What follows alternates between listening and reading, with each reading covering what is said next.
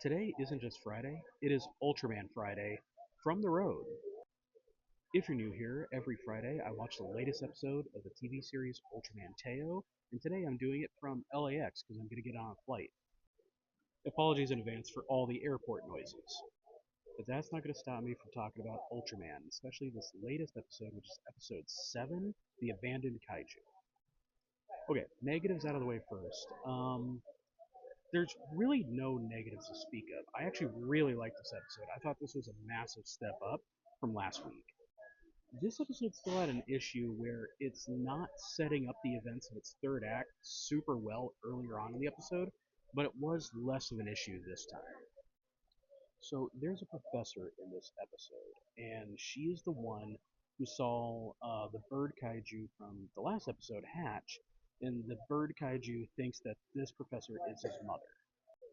But an issue is we don't learn about this professor until pretty late in the episode. It's not set up earlier.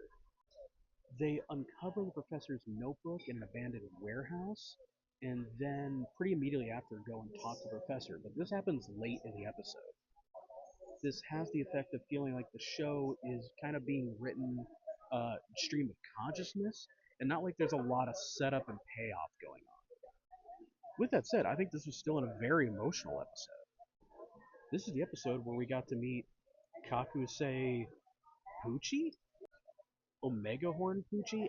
That Pucci monster design, that feels like that's bordering on copyright issues.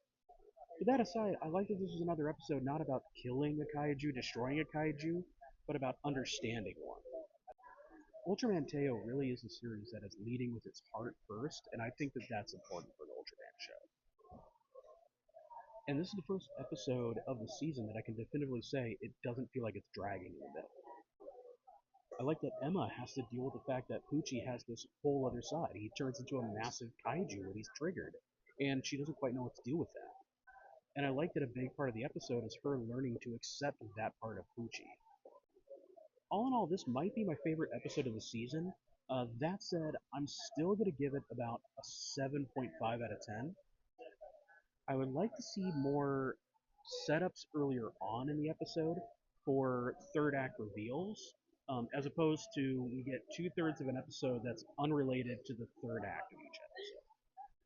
That said, I think this episode is a big improvement on last week, and I am still excited to see what the show is going to do week to week. But let me know, what did you think of Ultraman Teo episode 7?